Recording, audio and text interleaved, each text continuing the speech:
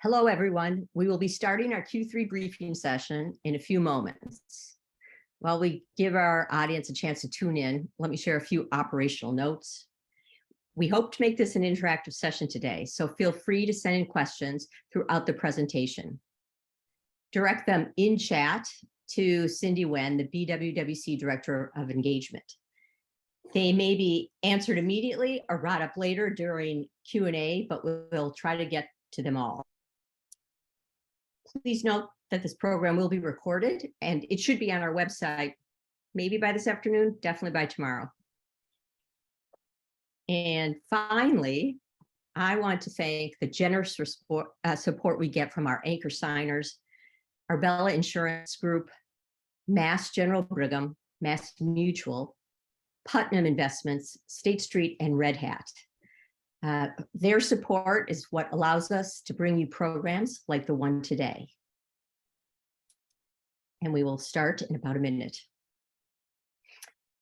So let us begin. Welcome, Compact Signers, to our Q3 briefing session for 2022. I am Kim Borman, Executive Director of the Boston Women's Workforce Council. Today, I am thrilled to introduce Professor Frank Dobbin, the chair of the Department of Sociology at Harvard University, who addressed this group in 2019 regarding research he had fielded to investigate the true effectiveness of diversity programs in the workplace. It was one of the most highly praised briefing sessions we ever had. So we asked Professor Dobbin if he would make a repeat performance. And it turned out to be perfect timing since he has a new book coming out this month, Getting to Diversity, What Works and What Doesn't, written with his colleague, Alexandra Kalev, which looks at the effectiveness of different diversity programs in over 800 companies over 30 years. Facilitating the conversation today will be our very own council member, Juliette Mayers, founder and CEO of Inspiration Zone, a strategic consulting firm specializing in diversity and inclusion, brand management, and thought leadership. She too is an author with her popular books, The Guide to Strategic Networking and A Black Woman's Guide to Networking, having received international acclaim. With that, let us get started. Well, thank you very much for having me, Kim. It was really a pleasure to speak to the group 3 years ago. And I look forward to speaking, to sharing some time with you again. I want to especially thank Juliette Mayers for being here and for engaging with the book. She got an advance copy, and I'm just very pleased to have her insight as somebody else working in this field. So Sandra Kalev and I began about 20 years ago to look at what kinds of effects different sorts of diversity programs have on actual workforce diversity. And we started this because we were both frustrated by the fact that companies are spending lots of time and energy and money on programs that didn't seem to us to be likely to work. Often I would hear when I spoke to managers, sitting next to them on the plane or sometimes interviewing them about our various projects, I would hear that, well, diversity training really doesn't work for us, but we're still doing it because we have to do something and it just looks good to have it there. Nationally, diversity training and grievance procedures are two of the most common things that firms do, and our research generally shows that these things backfire. The question, I guess the core question we're trying to answer is, why haven't these numbers changed more quickly than they have? So what you see here are changes over time in the likelihood that people from each of these groups will get into corporate management. So the top line is the percent of all white men in corporate America who are managers. So about 16% of white men in corporate America are managers. And if you look at the very bottom line, which is green, you see that as of 2018, about 5% of Black women were managers. And if you look back to the early 1980s for Black women and for Latinx women, they were at about 4% there, and now they're at about 5%. Or as of 2018, they're at about 5 and 6%. That is very slow growth. What that means is if you're a Black or Latinx woman who's states, you're just very unlikely to make it into management. We see for Black and Latinx men, the numbers were about 7% for Latinx men and 6% for Black men in the early 1980s. As of 2008, ran a little bit, but they barely changed. And if you look at white women, which is the purple line around the middle, you see that as of 2000, about 10% of white women were in management, and then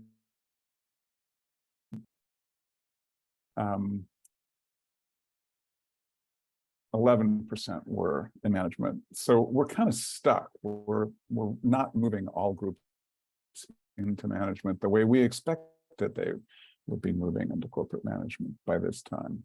So I want to talk about several of our large findings that are in the book that Kim kindly mentioned at the beginning, Getting to Diversity with Harvard University Press. You can finally buy it. The book is really oriented to people working in industry, trying to summarize sociologists, economists, psychologists, management professors who've looked at different kinds of data. The studies that we review and summarize, what they have in common is they really look at the evidence. So they're not ideas about what might change the world. They're studies that are based on what has actually changed the world. And so I first want to start with diversity training because it's so common and because it doesn't really work. And to investigate just in a couple of minutes why it doesn't work. We're lucky to have Juliette here to engage in dialogue after I speak for about 20 minutes. And then after that, there will be time for some questions. So I'll go through quickly and give you a kind of high level overview of what we're arguing in the book. Diversity training as it operates, what management look like. So in this slide, and the rest of the bar chart is, this one is standard diversity training for all employees. What does that do over about 10 years?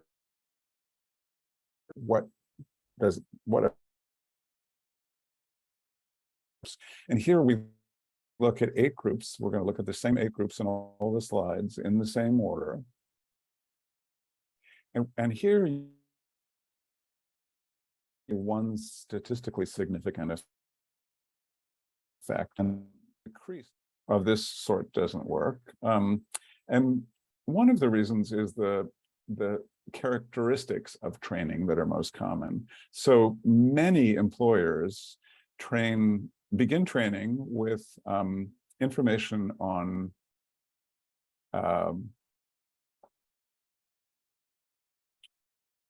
bias.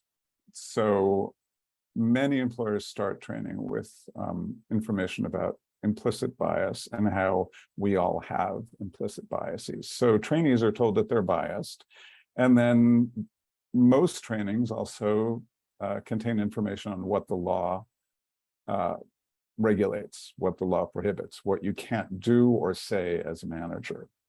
So what we see in this slide, and here we're looking at the most common form of diversity training that's offered to managers, which is legal content, usually coupled with anti-bias content.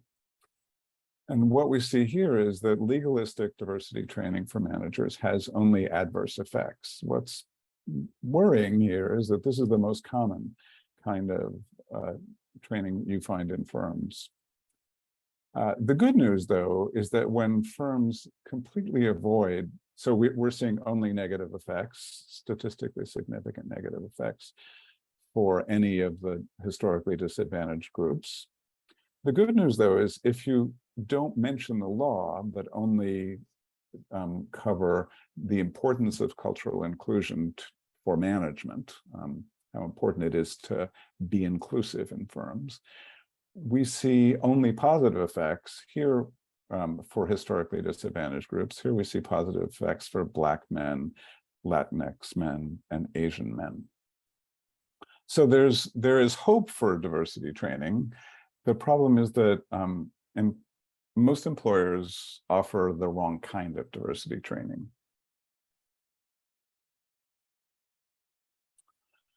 What we see as most effective in our research are programs that manage to open up how recruitment is done, how mentoring is done, and how skill training is done to everybody.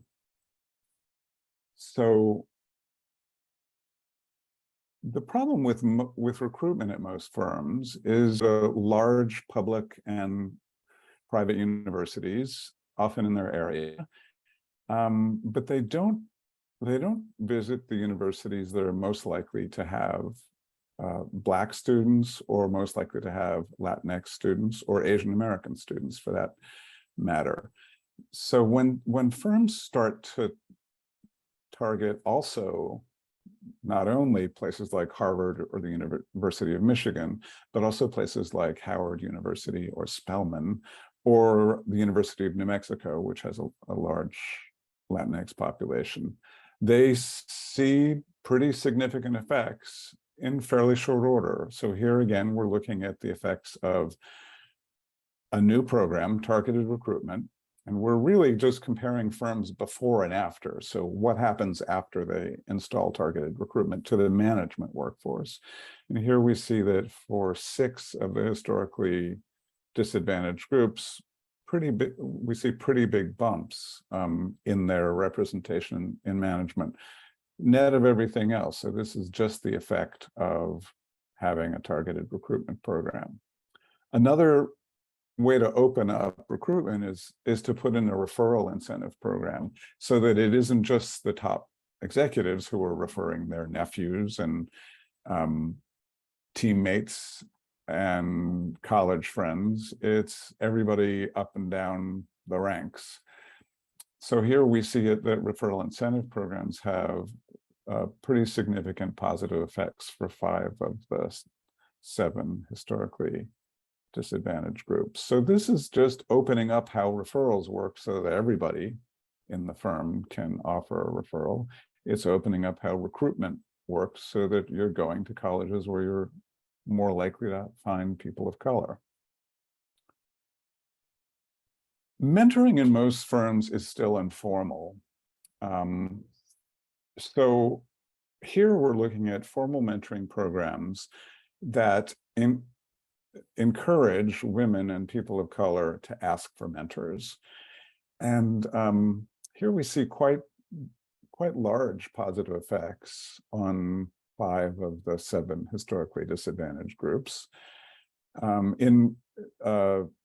In other research, we see this varies a little bit by sector, but generally mentoring is one of the strongest things you can do to promote diversity. And the reason for that is because once you have recruited, say, Black junior employees, most firms find that they're more likely to turn over than white junior employees. And one of the big reasons is that they lack mentoring, because David Thomas, president of Morehouse University, shows in his early research that Black junior managers tend not to get informal mentoring. And whites are much more likely to get informal mentoring. And so a formal mentoring can close that gap, opening up mentoring resources to everybody in the firm.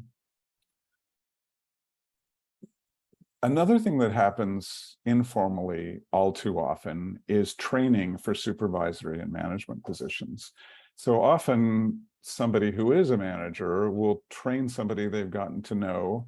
Sometimes they've gotten to know on the softball team, or sometimes somebody they went to high school with. Will train them kind of after hours, show them the ropes, show them how to do, say, the payroll, or show them how to assign hours to people. So here I'm looking at cross-training programs that often bring in new recruits or recruits who would like to move up. And those people move around different departments or different units in the firm so that they learn how to do different kinds of jobs in the firm. So what we see here is positive effects for 5 historically disadvantaged groups. It looks like these training programs are pretty effective. One of the things they do, and Juliette is an expert in networking, one of the things they do is they change the networks of people who go through the training program. Because if you're, say, an Asian American woman who takes a job in HR, but then you go through cross-training where you spend, say, a month in accounting and a month in marketing, you're going to be exposed to people you wouldn't have been exposed to otherwise. And those people could 2 years down the road end up hiring you into a different department. So one of the things this helps to solve is the problem of siloing of employees. Many employers categorize people by race, ethnicity, and gender when they walk in the door and put them in the department where there are other people like themselves. This is a way to get over that. The third thing I want to talk about are work-life supports. We've seen during the pandemic more than ever before how important different sorts of work-life supports are to all groups of people. So the data I'm showing you today are data from before the pandemic. But what we have found in our research is that, of course, all groups of women benefit from work-life supports. That's pretty well known. But what we have found, and we have a paper that just came out in Harvard, an article that just came out in Harvard Business Review detailing this pattern. We found that work-life supports really help men of color as well as women of color. And one of the reasons for that is people of color are much more likely than white men, at least, to be in dual career relationships where both people have to work full time to make ends meet. And so they're much less likely to, say, go half time than white women are, or for a while. But because both people have to work, if they're both in employment situations where there's no flexibility, there are no work-life supports, often one of the people, and sometimes both of the people, have to quit to look for another job that's more flexible or that allows them to take time off when they have a newborn and come back to work, or that provides some kind of childcare support. And we see that here with flex time policy. So flex time policy helps all 7 historically disadvantaged groups. To the surprise of some people, it has pretty big effects on Black, Latinx, and Asian American men, as well as all groups of women. Here are the effects of parental leave policies, which help 4 of the historically disadvantaged groups, including Latinx men and Asian American men. I would encourage you to look at the big picture in these patterns for a particular policy for a particular group, just because, say, the group is too small or you don't have enough employers that have the policy. But the patterns we see for historically disadvantaged groups, they show statistically significant in the models I'm showing. And finally, here's the child want to provide some sort of access to childcare, but it also has significant effects for all 7 historically disadvantaged groups. The final thing I want to say a few words about is the idea that managers have mentoring and training employees. So that's one way to put managers in charge. And it's also a way to expand the networks of managers and of junior employees. But I want to talk about 2 final ways of putting managers in charge.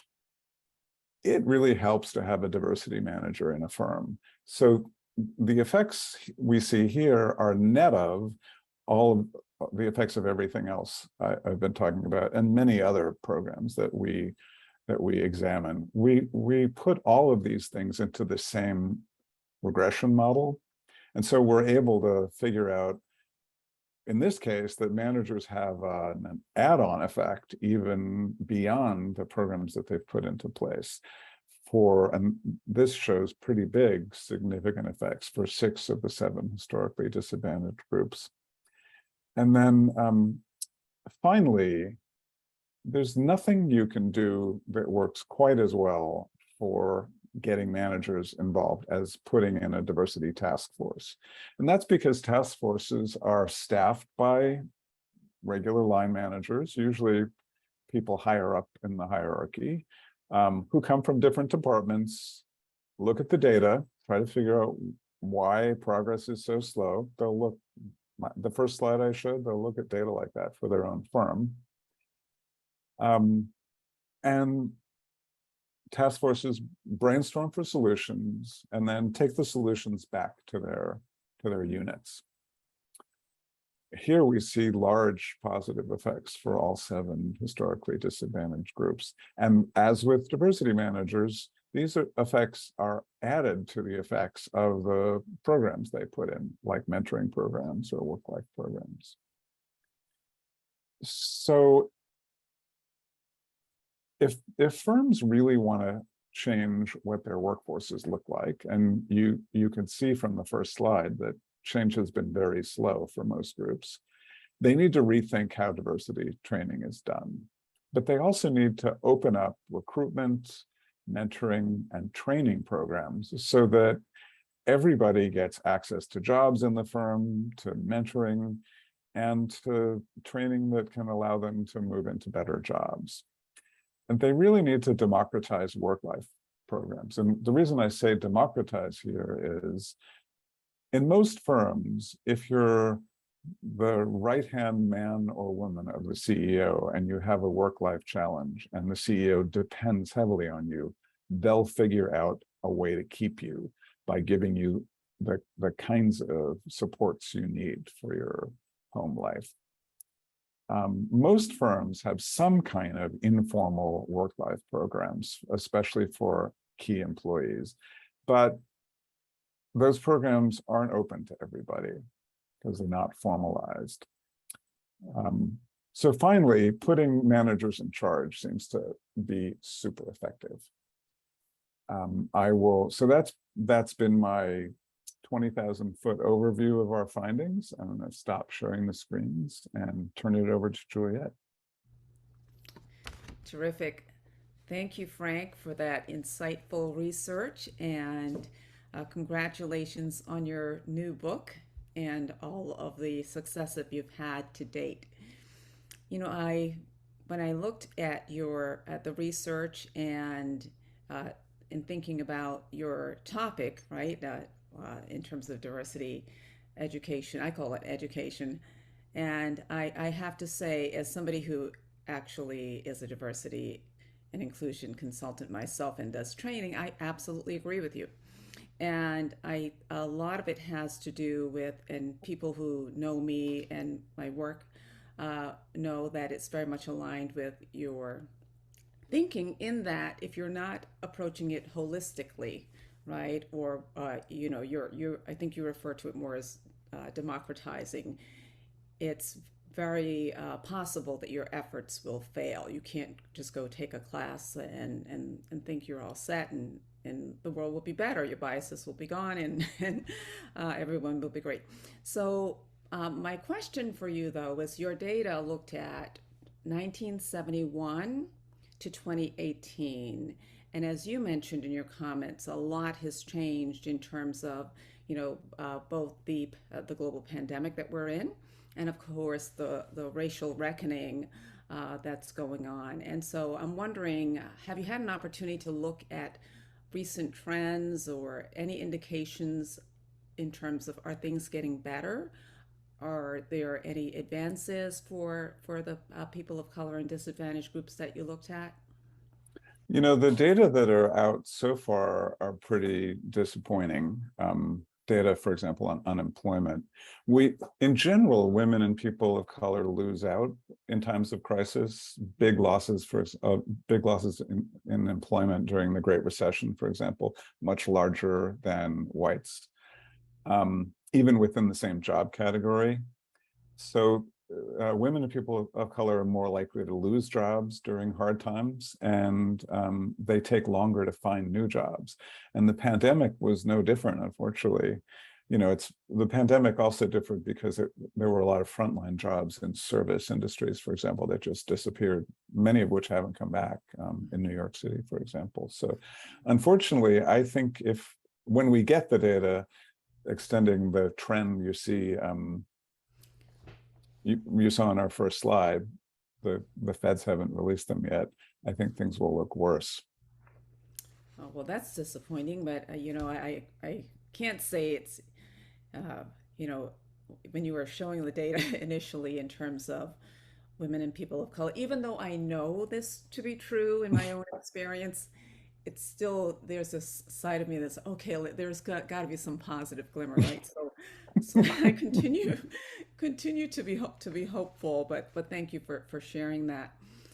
So if diversity training is not the answer, and I think you and I both agree that in and of itself it is not, and the fact that companies also require, there's so much time, the things that do work in terms of whether it's mentoring, training, putting a formal mentoring program in place and so forth, take time and also resources in terms of people and money, and has a longer term horizon to put something like that into place. So what are some other things that organizations can do who are looking to try to affect the pace of change? Um, well, I think you're right in your diagnosis that companies have sort of doubled down on training. Even since the murder of George Floyd, we've seen a lot of companies redo their training programs that have been not working for them for 10 or 20 or 30 years.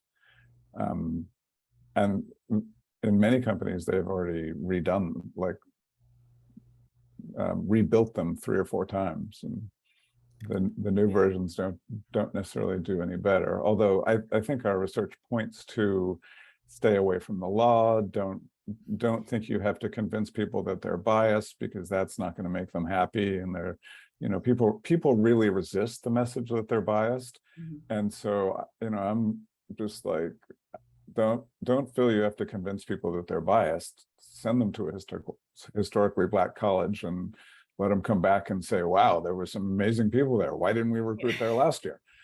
Yeah, but I would say though, if well, number one, I do agree everyone's biased. So I think what I heard you say is it's not the training in and of itself that's the issue, it's the type of training.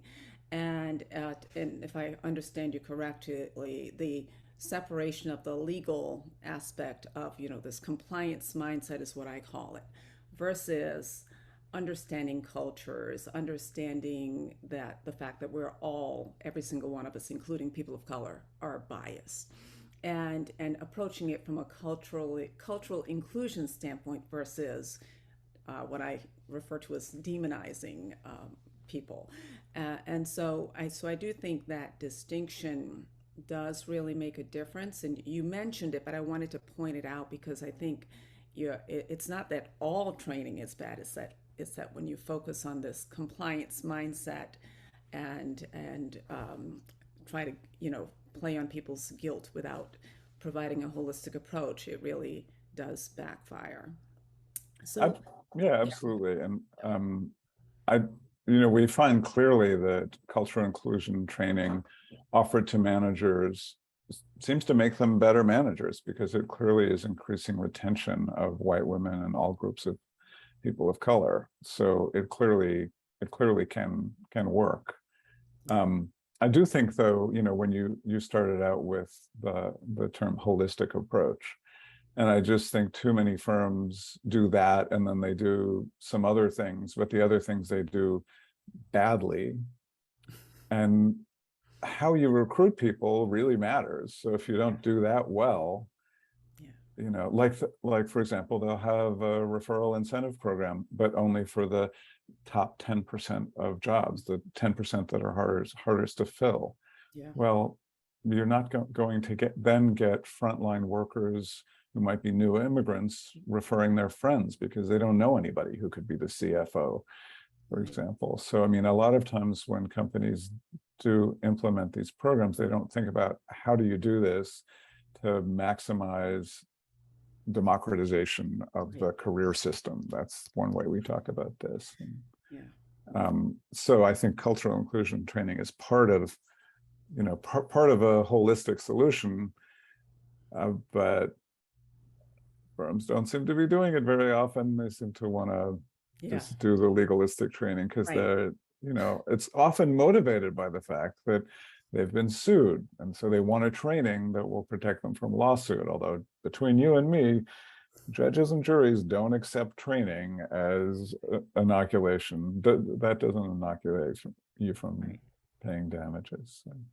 Yeah, I want to drill down on the what you called in your book targeted recruitment, and I do agree that this recruitment piece is really essential, and the fact that the exposure of leaders and managers in particular literally going to targeted schools, the sort of the outside of their box schools, is very useful and impactful if people actually do it. What I find is that oftentimes people, they know it's the right thing to do, but either because of time or quite frankly, not feeling comfortable is the other, term that I hear a lot.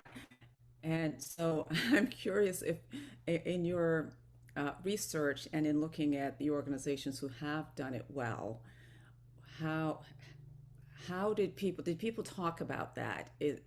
Was there a transition point in getting them to going, looking at wanting to go and do this targeted recruitment versus actually working through the discomfort and going? It's a good question. I mean, I don't know of a firm that has really made progress in overcoming the discomfort or resistance. But I mean, the people who do go, in our interviews, they will say, okay, I didn't want to go. I was hesitant, I was busy, and maybe I would feel uncomfortable on a mostly black campus. But people after going say, I can't, I had such a good time. It's such an interesting campus. I can't believe we haven't been recruiting there. So I think companies need to, one thing I see is it can be pretty effective is if companies try to send people from units that need to hire, so managers who could potentially hire somebody who would work for them, and then send them to anybody who's going to University of Michigan goes to a historically black college too. If you're a manager on a recruitment team this year, that's what you're going to do. And I think it's useful to also rotate managers so that a lot more people get exposure. I mean, as a white person in a majority white society, when I'm the only white person in the room, I start to get a sense, oh, this is how it feels. Yeah. Because as a white person, it doesn't happen that often to you. So I think that's one of the most important things to do. Yeah. And it can mean also going, you don't have to necessarily go to Atlanta. You could, or go to a place, you can recruit in the Massachusetts Society of Professional Engineers or lawyers, or Right. Black engineers or lawyers. I mean, that's also a very effective way to recruit. Right. But you might, Yeah, you might be the only white person again. right. You mentioned it, but fondly called NASB, National Association of Black Engineers, Mhm. and so it's fascinating because there's so many conferences and different things such as that. But if you're not exposing yourself to the what people are calling non-traditional, but these organizations have been around for a very long time. It's I think it's about actually taking the action, taking the initiative, and going. So I hear you on that. So I want to pivot a little bit and ask the question, because you mentioned how important it was to put managers in charge in your book, and and of course in the context of getting people engaged, making them sort of own the process and so forth. And I was once asked the question, well, aren't these the same people who are fighting the change, right? The middle managers have a reputation, rightly or wrongly, for not necessarily being on the forefront of change, not because they don't want to, but often they're overloaded with work or whatever, or what discomfort, call it what you may. So I'm just wondering, my question was, well, aren't these the managers fighting the change? What would you say to organizations who are looking to try to get more of those managers actively engaged? Well, if you do have managers who are fighting the change, and sometimes they're fighting it, not out of racism or not out of explicit racism anyway, but fighting it because they think, or sexism, because they have succeeded in the organization and they think it's meritocratic, and they think cream rises to the top. You gotta be good to get ahead in this organization. That's why I'm here. It's easy for people to think that they're working in a meritocratic world. But to be honest, you have to get managers to take ownership of the problem, or you'll never change the organization, because managers make the hiring decisions, the decisions about whom to mentor, the decisions about who gets plum assignments and who gets management training, Right. decisions about who gets promoted. So they may go kicking and screaming, but you have to get managers to go recruit, to mentor people different from themselves, to train people different from themselves. And again, I think putting managers on, creating a task force that has plenty of white men on it, is one of the best ways to change people's minds, partly because these task forces these days, they look at the HR information system statistics, the PeopleSoft statistics, and I don't know of a single firm, and I've dealt with lots of firms over the years, where managers looked at the statistics and didn't say, "Ow, wow, we have a problem." Mm-hmm. Even managers who are resisting change. So I think that's one way to help get managers, and we're talking mostly about white men here, because most managers are white men, to just wake up and think differently about the problem. Right. I wish that were the answer, Frank. Just put them all in a room. And I say that jokingly, because it's sometimes when it is a homogenous group, it's very difficult for people to see the other side, and so well, the task force can't only be white men, obviously. yeah. An inclusive task force, It right? has to be inclusive, Right, right? right. But sometimes there are no white men, and I feel like that's also Right, a yeah, mistake, yeah. because white men tend to be in positions of power, and those people need to be brought along somehow. Yeah. So. But our main point really is that rather than telling people to change what's in their heads, just ask them to please join you in this journey to trying to open up the workplace to different kinds of people, to try to solve this problem. And managers like to solve problems. And I don't know how many times I've talked to somebody who said, yeah, I didn't want to be on that task force. So I knew we had to solve the problem so I could get off the task force. So if that's what motivates people to try to make change, it's at least going to make some change. So Yeah, yeah. So I see Cindy, so I think that means we're we're Right out on. of time there. Not where I just would like to leave just a couple minutes, at least 15 minutes, so that our audience can ask a couple questions. We've already been receiving a few in the chat. So for the all participant, you please use the Q&A chat function if you have any questions. Professor Dobbin, I have two quick kind of just clarifying questions from the audience, just about your graphs and some of the terminology you use. Someone asks, what does a diversity manager mean? Is it someone leading diversity efforts or managers that are from historically marginalized groups? Oh, good question. Yeah, here in our surveys, we ask, is there somebody responsible for diversity efforts in your firm, and is that a full-time job? So here we're looking at firms that have at least one person who's a full-time diversity manager. Some have departments, of course. Right. Second question is your sample size able to look at smaller companies? And then just a quick follow-up to that question as well that's related is also how can smaller organization, because our compact include industries, employers from different size, and curious if this can also apply to smaller organization. If so, how does that look like?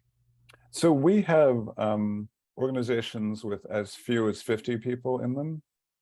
We use the database collected by the Equal Employment Opportunity Commission in Washington.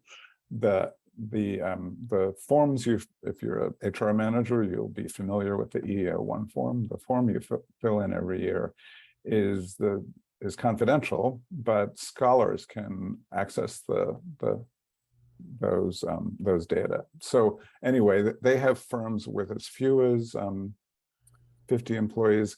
I would say that in our interviews, we certainly talk to plenty of firms that are very small, and we see that most of the things that I've been talking about today can be downscaled.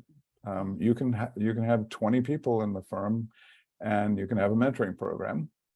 All that means is you make sure everybody has a mentor. You could have 20 people in the organization and have work-life supports. And often that means people are going to just announcing and making this making this policy public to everybody who works for you and who interviews with you, that you try to offer work-life supports of different sorts, and that here's the person you should come talk to if that's something you need. So. Great, thank you so much. These actually a couple new questions, very much focused on the mentorship program. And Frank, Juliette, please chime in or take turn. The first question about the mentorship program is, love the idea of formal mentorship, but how do you mentor people of color without white individual feeling cheated or discriminated against? Basically, how do we create a mentorship program specifically address BIPOC employees, but without making other employees who are not BIPOC feel kind of left out of? Well, what most firms do is create a mentoring program that is open to everyone, not only to BIPOC employees. I think that's the best strategy, because if you don't, then you'll also be leaving out people who have hidden disabilities, people who are LGBTQ and are not out, people who are first-generation college graduates. You'll be leaving out a lot of people. But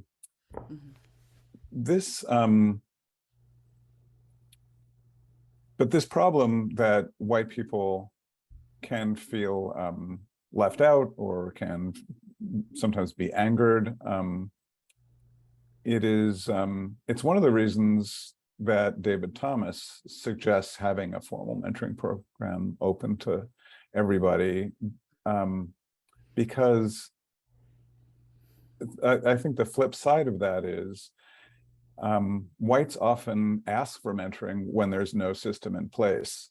So, some people, well, let me backtrack. Some people, when I talk about trying to put in a formal mentoring program for everybody, think A, it will be overwhelming, and B, a lot of the mentoring will go to white men. The fact is, white men, when a formal mentoring program opens, often report, yeah, I don't need a mentor. I have 3 people who are my mentors, thanks. So often they don't even sign up. These are voluntary from both sides. What Sun Microsystems found when they opened up a formal mentoring program is that the people who asked for mentors were disproportionately women and people of color, exactly because of that, because the white guys already had mentors. Mm-hmm. So, I think having the program open to everybody can, a long way of getting to this answer, but can usually solve the problem of anger or upset about the existence of a mentoring program. Juliette, would you like to add anything to that before we move to the next question? Well, I would agree, and I also think there's a place for people of color have very unique and nuanced experiences. And I do think that it's important to supplement whatever kind of a formal program is in place with something that addresses that. So it could be, in a lot of cases, people have, whether it's an affinity group or or particularly where they're not people in the organization who look like them, right? So if you have no one who you think understands your experience, oftentimes even the formal programs may not resonate with you, or people just don't connect in the same way. They don't have that informal connection and networking that's going on. So I think it's important that people also look at what additional support is necessary if you don't have that sort of built-in camaraderie and built-in networking connection. Great. You have another question about mentorship, which I think you both have already covered, but I do think what might be nice for our compact signer to hear is maybe any concrete imitation or best practices that have worked that maybe they can emulate. And also another specific question from our audience is, do we want to have diverse employees work with diverse mentors? Well, most mentoring programs do not match people with people from the same gender, race, ethnic group. And I think there are 2 good reasons for that. One, in most companies, the top managers, the top executives are white men. And so if you match based on those, the people who get the best mentors, the people who can do them the most good, are going to be white men. But then there's also the reverse problem. So there are so few Black men, say, in top management in corporate America, and a relatively large number of Black men in low-level management positions, in entry-level management positions. There just aren't enough Black men to go around. But, to go back to getting white male managers involved in solving the problem, I've heard so many white men say that their mind was opened by mentoring somebody, a Black woman, a Latinx woman, an Asian American man, who had challenges that manager themselves had never faced. And just to become aware of the challenges that people from other groups face. One way to deal with Juliette's suggestion of what do you do, how do you provide supports to people so that they do have connections to others in their group so that they don't feel alone. Tokenism is one of the main reasons people feeling like you're a token and you're the only person from your group is one of the main reasons people look for new jobs. One way to deal with that is an affinity group. Another way is to have a mentoring circle so that you have, or a mentoring program that assigns a new mentor to you after a year so that you get exposure to other people within the firm. So at some point you'll, in your circle, have somebody from your group, but then also some people from outside of your group. Yeah, if I can add to that, I also think that sometimes there's just not that diversity within the firm. And there are a lot of external programs that can help to provide a safe space and nurturing for professionals of color, whether it's an organization like the Partnership or a Conexión or different organizations such as that, because then where you don't have that built-in affinity within the workplace, you can connect with people who may be in another organization, but you have that commonality in terms of experience that can help to serve as an additional support and help to bolster you as you go back into the workplace. Great idea. Wonderful. I think just being mindful of time, this may be the last question. We'll see. A participant asked, it follows in the line of kind of the theme we've been kind of focusing on, but for an HR organization that is largely non-diverse, maybe heavily just white, female white men, how do you kind of get everyone on board who don't have that kind of experience to implement or embrace a DEI strategy? And how do you even ask the right question when you start thinking about maybe we should implement a DEI strategy now if you don't have anyone yet in the organization with that? Hire a consultant. So what would the consultant tell them? Well, I think a lot of times having people, and actually it's funny because I actually have an organization that's talking to me right now who has exactly that issue. I don't know, maybe this is them on the call.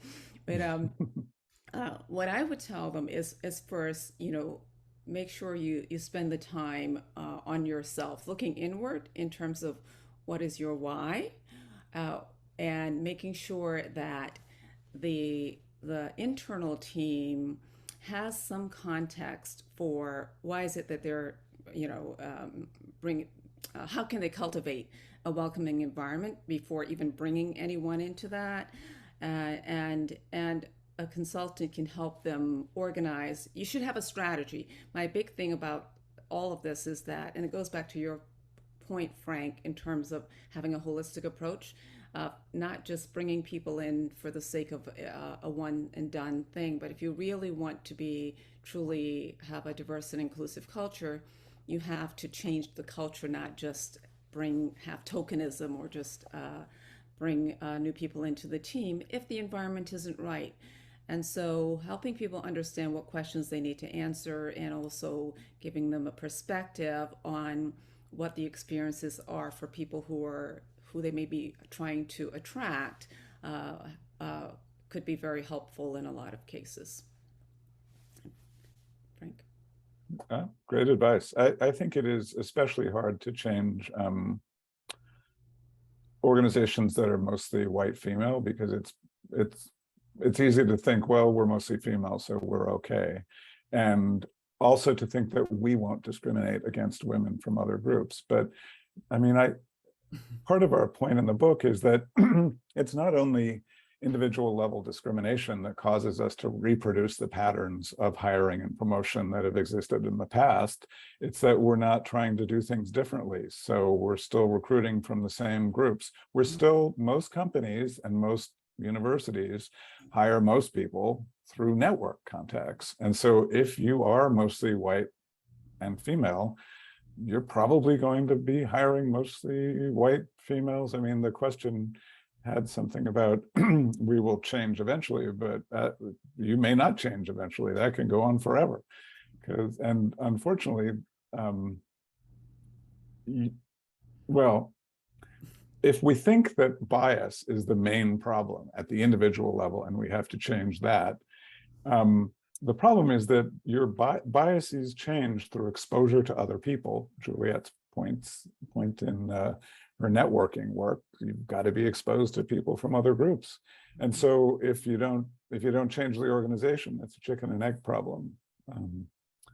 So it is a challenge to get an organization that looks like that to change. We're talking to the same kinds of organizations, me as a researcher, you as a consultant, but I guess we're seeing the same thing. Yeah, and you need people, to your point, Frank, who can introduce you to new networks, to new people. Because if you keep doing the same thing and expecting a different result, we know what that is. I do want to just squeeze in one last question because I actually think this is also a great question as well, just a follow up because someone asked, pointed out that language is really important, especially when we're talking about diversity training, implementing a DEI strategy.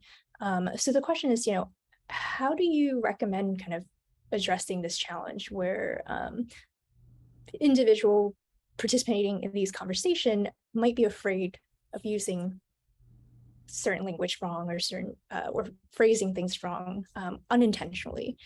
So how do you kind of make that more comfortable, or like maybe providing some sort of space that we can make some mistake, but we can have space to also learn as well?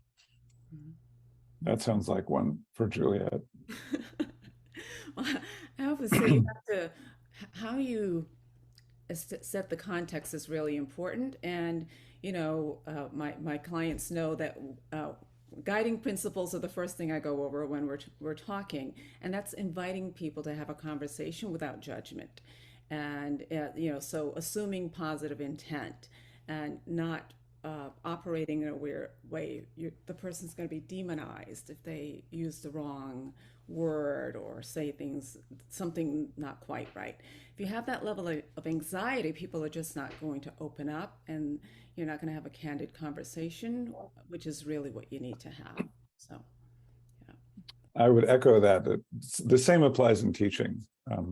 You can't have an open classroom conversation if people are afraid of using the wrong words. So you kind of have to set the ground rules from the beginning. On the one hand, if you use a word that I find offensive, I'll let you know. On the other hand, I assume good intent and I won't judge you unless you keep using it. Wow. To both of you, thank you so much. This was an amazing briefing session. And I hope that everyone learned as much as I did and can bring some of these ideas back to their places of employment. I thank you, Professor Dobbin, and thank you, Juliette. In closing, I just want to give you all a heads up that our annual Effective Practices Conference is on Thursday, December 8th from 9 a.m. to 11 a.m. in person, we hope, at the Florence and Chaffetz Hillel House at Boston University. Breakfast will be served in the first half hour before the program so that we can allow for networking and conversation, which I know we all missed dearly over the past 2 years. Mayor Wu will speak, as will other experts in the field, and you'll see more information and an invite in your inbox in the coming weeks. Although there will be a hybrid option in person, space will be limited, so please register early. Being there is important to you. Again, thank you, Professor, and thank you, Juliette. This has been wonderful. And to all our compact signers, have a wonderful day.